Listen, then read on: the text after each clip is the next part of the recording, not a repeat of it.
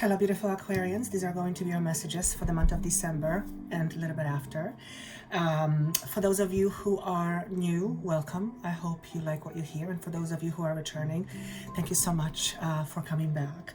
Let me state my intention. My intention is to always provide you information that has the potential to shift how you think, to shift your mind, to shift your perception, because the moment you shift your perception, you energetically shift as well. And when you energetically shift, the universe conspires to reorganize itself in order to meet your new shifted vibration. So we are at the end of a year, at the end of could I say physical year? I guess, yeah, physical year. And when is your birthday? Your birthday is in January, starting in January. So it's also a beginning of a new cycle for you, a sign cycle for you. And with, just like with any endings and beginnings, there are some things that are needed to be put to rest in order for new things to come into your life. I feel, let me just start going. Excuse me. I feel that this is going to be, for some of you at least, an emotional month. Not because something bad is going to happen, but because this is a month, and it's not just December. This is going to go well into January and even February for some of you. The emotions are connected to you releasing your past. So this is clearly speaking to those of you who are currently engaged in some sort of a release process. In other words, you are working, shall we say, actively on you releasing yourself from the past, or from what hinders you, or what your limitations, what limits you, those kinds of things. And that is, that may feel somewhat pronounced for some of you, as if a whole bunch of things are coming up to the surface. You are being bombarded with a whole bunch of feelings. And for some of you, sometimes it may feel like you don't know where it's coming from. I'm hearing here, this is symbolic of letting go of many lifetimes that have accumulated certain energy. So this is a similar message I received for every single sign, matter of factly, whereby we are in the process of releasing a lot of our what I call karmic cycles, which means energies that have been, wrong word, what words can I use? Energies that you have been experiencing many times over many lifetimes, and energies that are no longer of use to you, or of use to you. In other words, you have learned your lesson, let's put it that way, and it's time to move on. What happens with times such as these, oftentimes certain characteristics or certain patterns will come up to the surface for you to observe or for you to look at. And that is that unless we actually look at something, it's difficult to work with it and to let it go. In other words, many things you have been hiding from, and generally we don't hide from good things. Sometimes we do, if we don't feel we are worth it, or somehow we have another belief. But generally speaking, we don't hide things from our good. We hide things that have a meaning to us that is connected to not good, pain, fear, whatever it is. So some of these things will become visible to you over the next few months.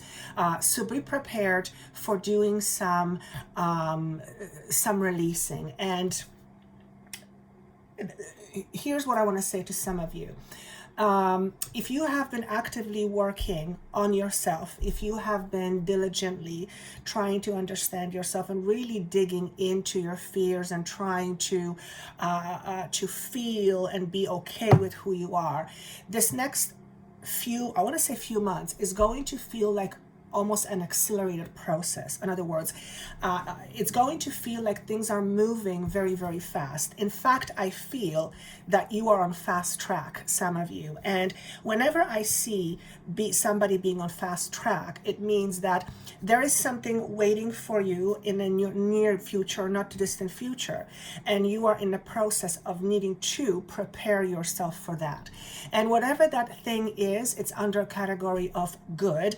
And therefore, therefore the good vibration feels probably different than your vibration right now. So each individual has their own vibrational signature. And then we carry a whole bunch of energies that we are connected to, our past. You get the picture.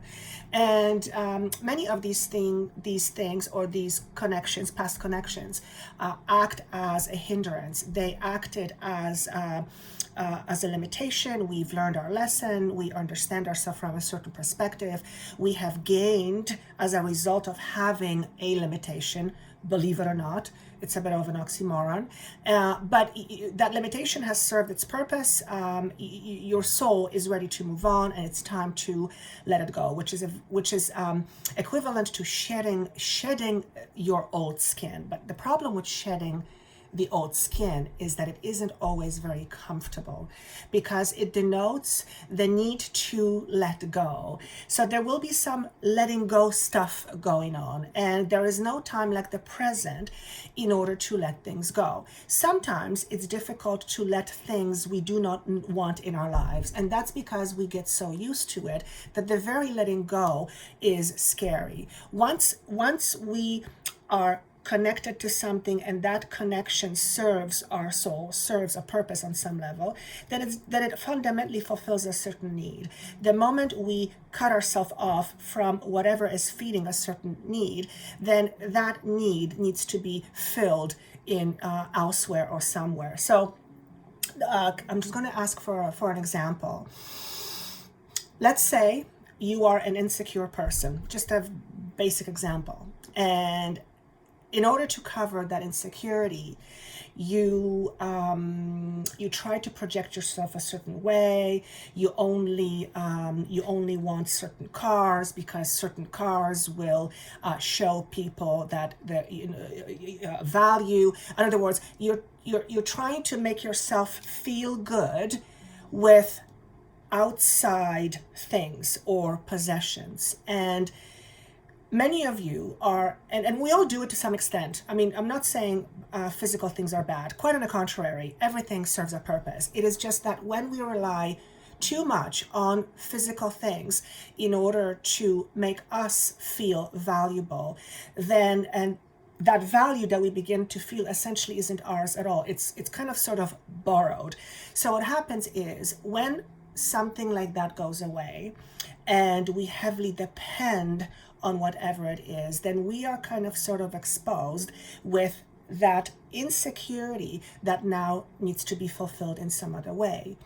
And the best way to fulfill an insecurity, or the best way to deal with insecurity of any kind, is to first understand what this insecurity is. As a matter of fact, that's the second point. The first point is to accept that there is an insecurity.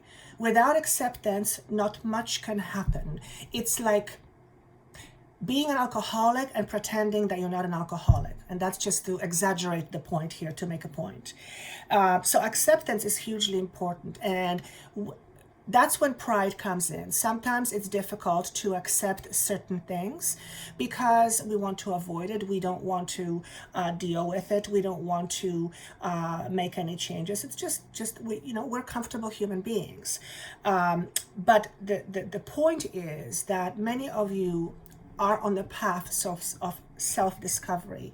And in order to uncover yourself, you have to remove whatever is covering you. So your insecurity covers, so to speak, the true you that is unlimited. You can call this insecurity limitation, you can call it insecurity, you can call it probably something else.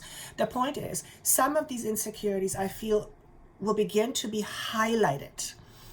Whether it's fear of not having enough money, fear of losing money, fear of not being loved, fear of not belonging, fear of not feeling safe, the predominant fears that we carry, but fears that, when taken out of context or to greater extent, hinder our ability to create what it is that we want to create. But the reason for that is because like I said before, you are coming to an end of a cycle, and that means there is something waiting for you on the other side of this cycle. And It is about stepping out of your comfort zone. It is about stepping a little bit more to the unknown. And it is about stepping out and into something new, not necessarily knowing what the outcome will be, but trusting your intuition. So if you are an insecure person, and let's face it, every single human feels insecure at some point in time. That's a very human thing. There's nothing wrong with that. What I'm talking about is perpetual insecurity that is woven in your fabric, in who you are. If you are a fairly insecure person and you doubt yourself a lot, or you have insecurities around money, around relationships, around love, then those insecurities act as limitations. And when you limit yourself because your insecurity limits you, you are not as open to receiving. And a lot of what we want is about us receiving things that make us feel good, make us happy, make us feel abundant. But the reality is that whatever it is that we are seeking to receive has a certain vibration, or intent to create has a certain vibration. If we are not in accordance with that vibration right now, it's difficult to attract it. I speak of this a lot.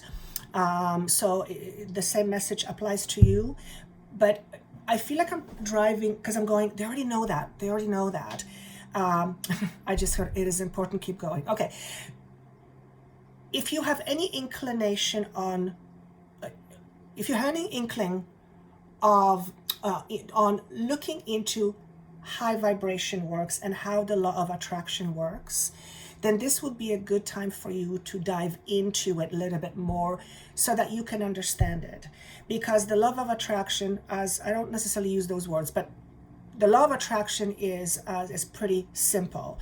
Like attracts like energetically, and we are all energy, and we emit energy by the way we think, by the way we feel, by the way we believe. And those are all creative forces, in other words, where you have a whole bunch of feelings and emotions about certain things, and then you focus on it, you end up creating that very thing in the way that you are connected to it.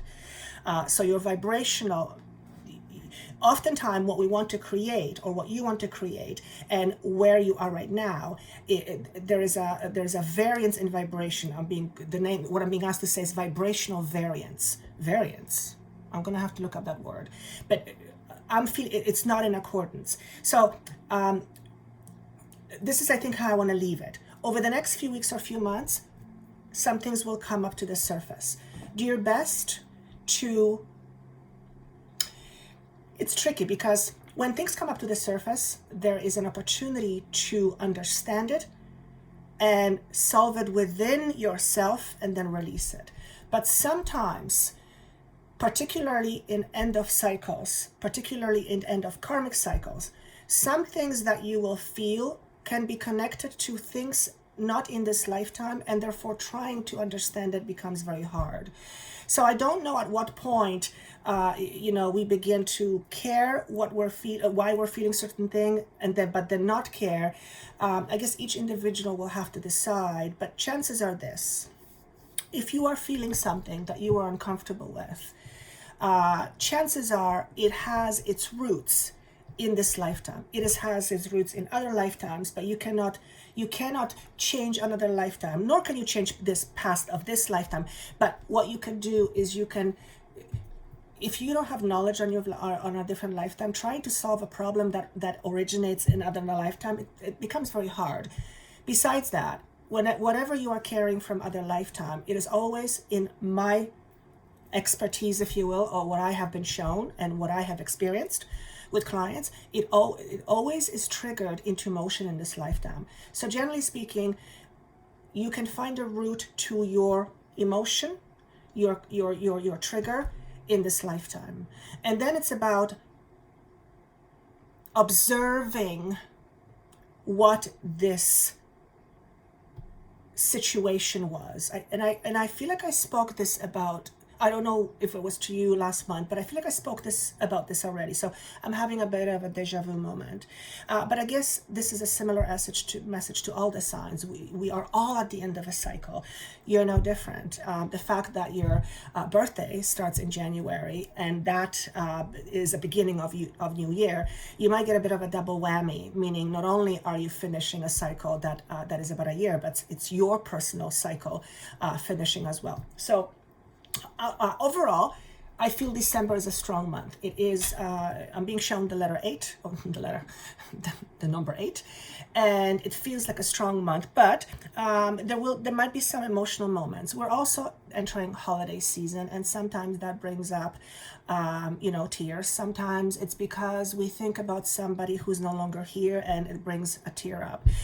Sometimes we think of sad times, or we remember some things and it brings a certain emotion. So that in itself, may trigger some emotional, shall I say, variance, but this is more situational. If there's any situation that triggers something in you that's obviously connected to your past, because it's not connected to the future, then it would be wise for you to look into it, observe it, in order to resolve it. I will move on to more information, hoping that what I've said is going to ring true, whoever needs to hear it. I saw that the idea of a fishbowl was shown to me, and I looked up the metaphor for fishbowl, because I wanted to know not only what I was shown, but I got a feeling that I needed to look into it. And it turns out that whatever it was as a description is pretty much what I felt. So to me, the idea of fishbowl is about being exposed. So perhaps some of you will be feeling somewhat exposed, or perhaps you are feeling somewhat exposed right now. Now, it's really interesting, because as I saw you being exposed, the next vision I had is about you having, or you building, a very solid foundation. Now, then what I saw, it connected to me. There was a connection made, and the message was, the way I was to understand it, was that whatever you feel right now, whatever this feeling of exposed is, perhaps you're in a situation where people are looking at you, and perhaps it brings up a lot of fears. The reality is, and actually I'm feeling it around my jawline, very interesting. Notice if you feel it too. This could be for people who are speaking, for people who are expecting to speak. You understand the idea of fishbowl, being exposed. But anyway, you building a stronger foundation, or you building stronger foundation, will alleviate that feeling like you are in a fishbowl. You may still be exposed, but your fears about being exposed will be much less. So it's really interesting. I just heard the word theater. For some of you, it is literally you being and playing in theater, playing and being in a play and in a theater. For some of you, it is about acting. For others of you, it's you exposing yourself to the world in terms of your gifts, in terms of your abilities, or just literally you coming out of your house because you've been in isolation for a while. All of this is tied together for me with the idea of a strong foundation. Whatever it is that you are letting go, whatever it is that you are clearing out over the next little while, few weeks to few months, is all about building strong foundation, which is all about self-assurance. And I don't know about you, but self-assurance is a good thing. And I'm not talking about the boasting ego, oh, I'm the best, self-assurance. That's actually not self-assurance. When you're self-assured, you know it. And when you know it, you don't need to advertise it. There's no need for you to talk about it. You carry yourself in a certain way, and your energy speaks it. Okay? So that's something that many of you are growing into, and I'm kind of getting information how you're growing into. And it's actually quite simple. You are beginning to be more of acceptance of yourself. That's a hard one. Every single person I have met, including myself, and I've met myself, is on some level in state of non-acceptance. whether it is because we don't accept the way we look, we don't accept the way we are, we have been told the way we are is unacceptable, so we rejected certain aspects of ourselves. You get the general idea of non-acceptance. And I believe every single human suffers from this to some extent. However, this is about creating a space in your timeline and in your life so that you can accept all of yourself. Self-acceptance is really important for many things. As a matter of fact, self-acceptance is critical. It is what anchors you to your body. It is what makes you feel safe and secure. It is what drives you forward without hesitation. So self-acceptance is very important. Think about it. When you fully accept yourself, you doubt yourself less. You doubt other people less. You are much more open to receiving. Heck, you are much more open to giving. You're just generally a much more open person. So this is a message for some of you to observe and notice, where are you rejecting yourself? What aspects of you don't you like? I'm going to give you a personal example, and I've never shared this, I don't think, with anyone in public. When I was a little bit younger, I used to literally loathe myself, and it even as I say it, there's sadness around this, because as I look back, I go, wow, why, it's so sad that I felt towards myself that way, but that's what it was. And there were times where I loathed myself so much. See, it's still bringing up some emotions, and that's me being in a fishbowl right now. I am being exposed, but I'm okay with it because it is my truth. And when I speak my truth, I feel alive. And if you don't resonate with my truth, that's okay, but I'm not going to hide because it doesn't resonate with someone. So speaking truth is very freeing, and I know I'm doing this for a reason. Even though I'm exposing myself and there's a slight discomfort with it, I know I'm doing it for a reason, because I am asked to show you that being vulnerable is okay. And I know that you may judge me. As a matter of fact, it's been one of the biggest things that I've dealt with in my life, fear of being judged, which leads to a whole bunch of other things. And when you are in a fishbowl, so imagine being exposed, and you are exposed to judgment. If your foundation isn't strong and you are not feeling significant or self-assured, then that's going to bring up a whole bunch of SHIT that you probably don't want to deal with. So no time like the present to shake these things off. But anyway, going back to me loathing myself, there were times where I used to hit myself. Yep, I used to do that. I used to hit myself. I hated myself so much. And that was the, manifestation of me rejecting myself.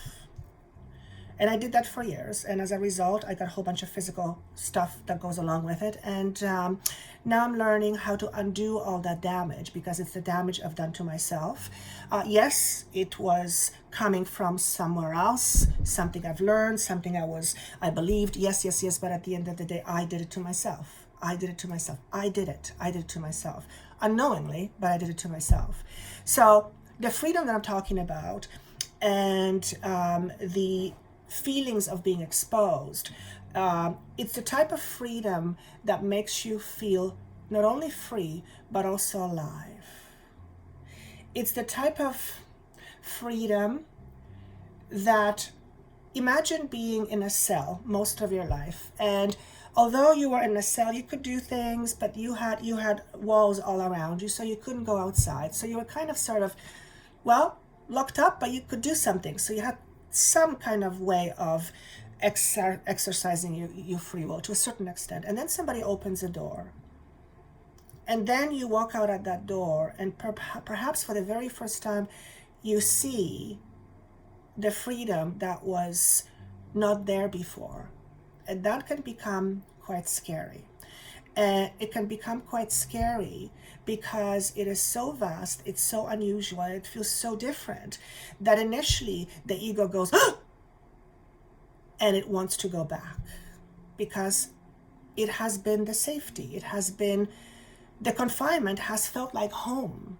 And many of us still hold on to things that, although are not optimal and are limiting ourselves, we hold on to it because it's safe.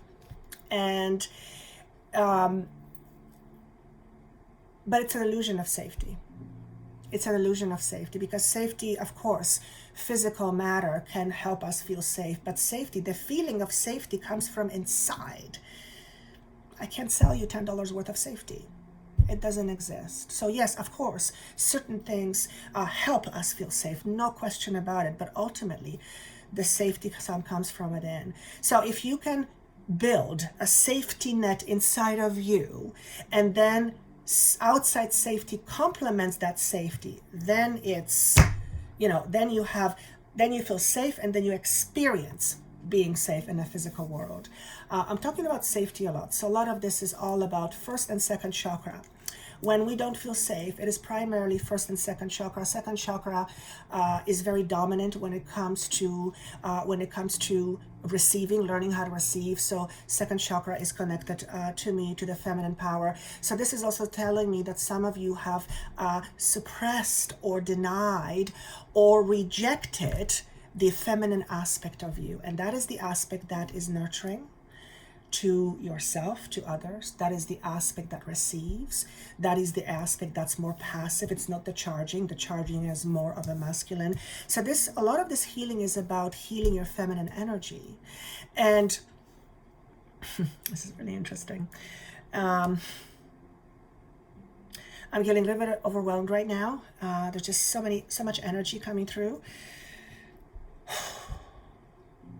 I just heard it's okay, keep going. I'm humbled by this. At the end of the day, we are here to raise our vibration and to help Mother Earth raise her vibration. She's the feminine aspect of, she's like a mother.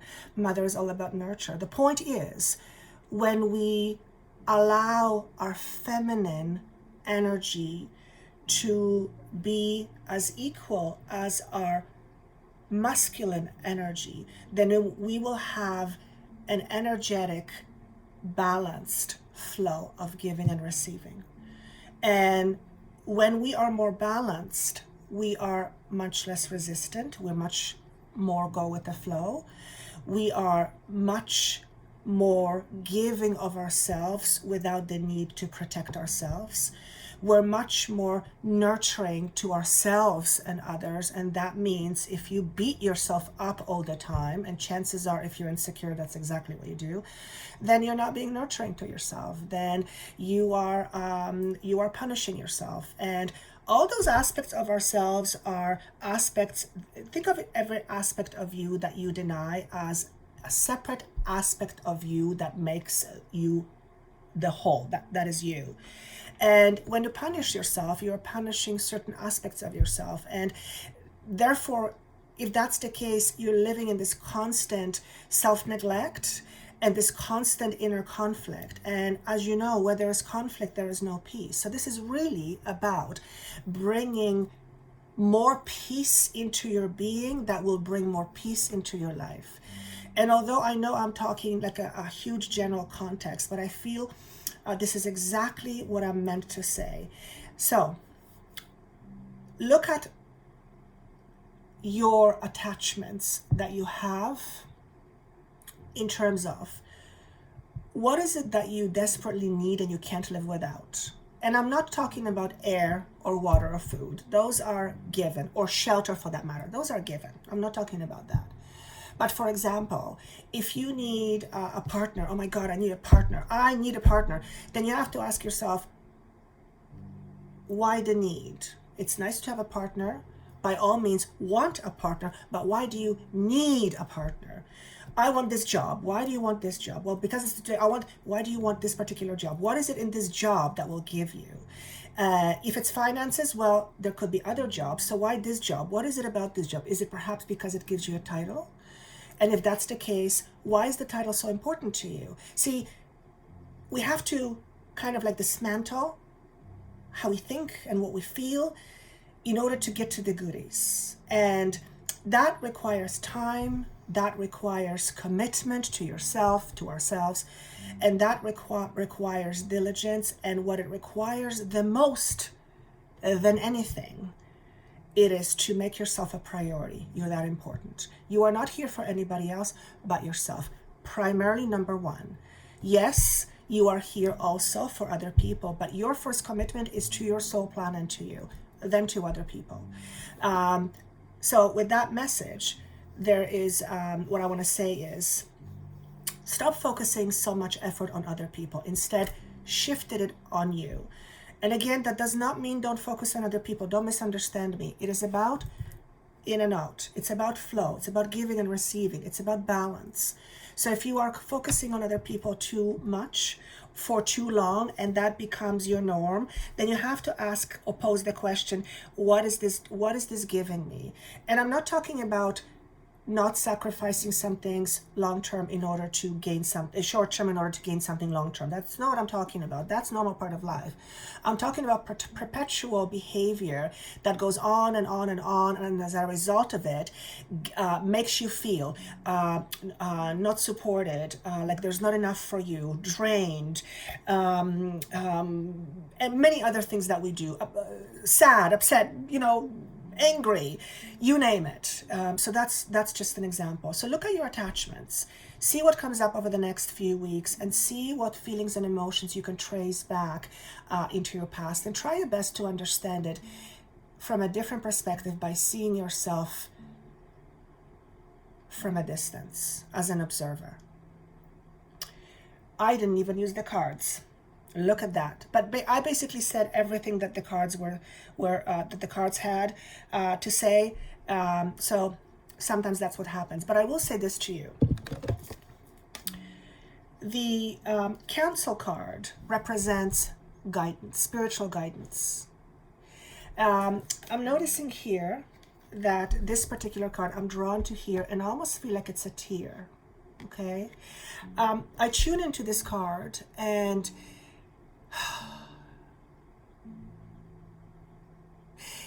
what I want to say is,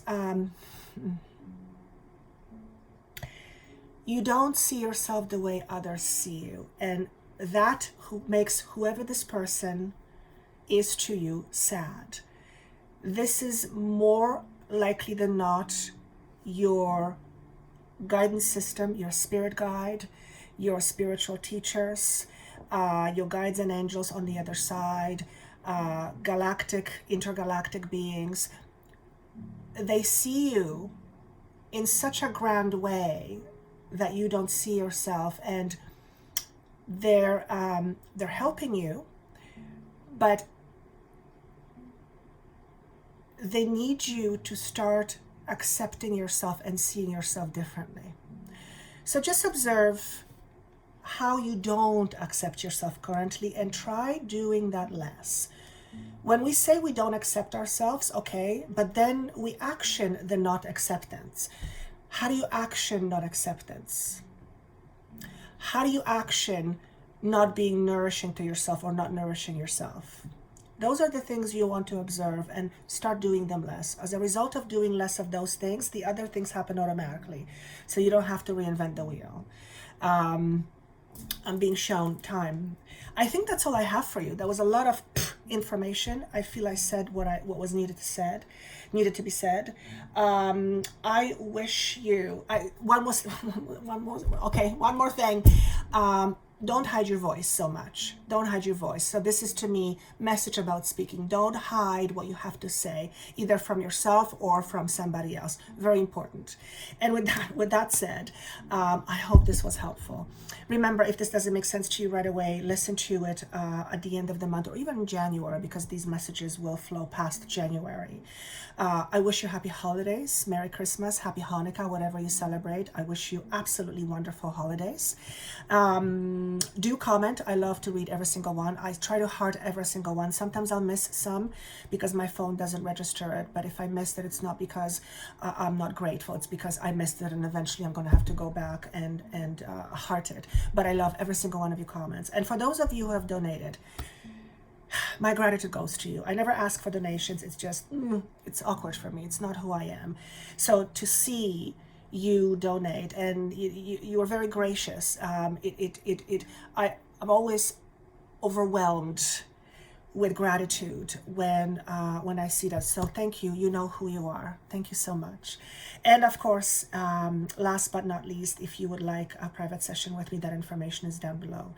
Thank you again so much for coming back. For those of you who are new, I hope you liked what you heard. Take care, and I look forward to seeing you soon. Bye. That was good.